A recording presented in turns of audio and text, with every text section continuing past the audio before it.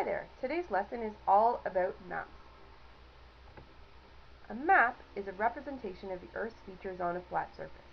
Now, unless you live in the 1500s, you'll know that the Earth is not flat. It is a globe, and therefore a globe is the only accurate method to represent the Earth.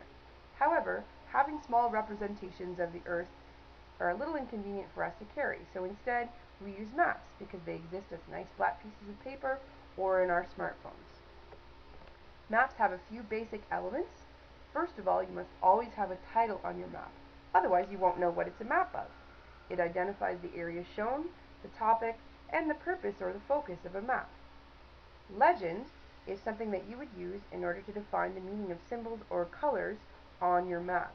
So for instance, a tiny little box with a tiny little flag on top of the box is a universal symbol for a school, but you would need to see a legend just to make sure that that is what you're looking at if you see one of those on a map. Now, scale is the guarantee that your map is accurate. It's the distance between the points on the map and the actual distance on the Earth's surface. It's how you know that your map is accurate, and it also helps you determine how far apart things are in real life versus how far apart they are on the map. You'll learn more about that a little bit later on in the course. As well, you need to know which direction you're going in. There are a couple of different ways that you can represent direction. You can use a north arrow or something called a compass rose, or you can also use latitude and longitude or a combination of both. Now, what kind of maps are we going to find? There's many different types of maps. Some examples include political maps, navigational maps, topographic maps, vegetation, and weather maps. But I'm just going to take a look at a few of those maps. First off, we have a political map. Now, it's a political map because it shows political boundaries.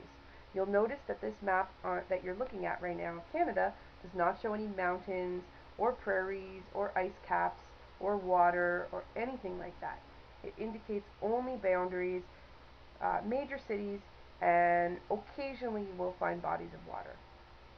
It does not show physical features. A physical map is what physical features are for. These illustrate things like mountains, rivers, and lakes. You'll notice that color is used on this map to show differences in land and water elevation.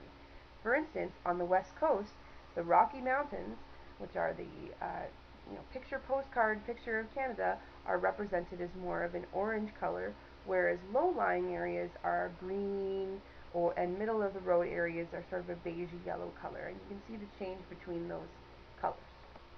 A road map would be, of course, something with roads on it. It's good for using plans for trips. It's good for finding out driving directions. It'll show major and minor highways, roads, airports, railroad tracks, cities, towns, and other things that you might be interested in, such as hospitals or parks or things like that. Can you see Branson on the map on that picture? Now, a thematic map is a map that has a theme. That's where the word thematic comes from. It looks for patterns of statistical data. Usually, it only focuses on one particular thing. So what you're looking at in the map on this picture would be population distribution. Notice that each dot represents one particular city or village or town on Canada's surface. You'll notice that there are very few up north because there are very few people living up there. But if you look in the little tiny box where it shows where Toronto and Ottawa are, there's so many different cities and towns that it becomes a red blur, which tells us that there are a lot of different cities and towns in that particular area. Other types of maps that we're not going to talk about today would be topographic maps, which are a way of showing detailed elevation, or other types of thematic maps, such as climate maps or vegetation maps. Now, when you go to create your own maps, there are a few very important rules that we would like you to follow. You're not going to be drawing one manually, you're going to be doing it in the computer, but we still need you to keep these in mind. When you are labeling a map, you have to make sure that your map has all the essentials. It must have a title, it must have a scale, it must have a legend, and it must have a compass. And also your name would be very useful too, so we can tell who it belongs to. When you're labeling cities, you want to make sure that those labels are as parallel as possible. That means there's a little bit of wiggle room. You can angle them a bit if necessary in order to make them fit better, but you don't want to overdo it. You want the text to be small, but you still want it to be large enough for people to read. And when you have cities, you want to make sure that the label is next to the dot that shows the location of the city.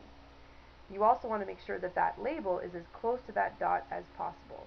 So, for example, if you're using a map and you're looking at Vancouver, you would want to make sure that the dot's close to that. If you can see the little picture that we have here, Seoul, Korea, which is the capital city of South Korea, has the label as close to the Seoul dot, which is represented by the pin, as possible. Color is the most important thing when it comes to a map. It can make or break a map. Of course, you're going to use different colors to depict different areas. You don't want to color every single province the same color. You also want to make sure that if you only have a few colors to choose from, that you don't want the similar colors to be grouped close together, or it can cause confusion. Use solid colors only. Do not use any kind of patterns.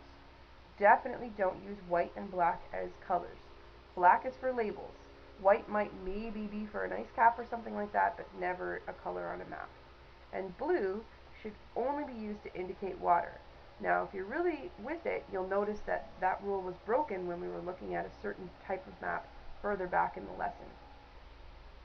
As well, you want to make sure that when you're creating a legend, the legend is going to match with the colors. Now, lucky for you, this is going to be done automatically when we use geographic information.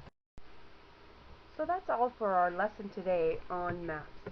You are permitted to take notes off of this lesson today and bring them in with you to school tomorrow for when we do our quick quiz on maps, different type of maps, and how to label a map. That will be your homework, and that will be your way to study for your test. You can have your notes in front of you in order to write that test. That's how I know that you've watched the lesson today. Thank you very much.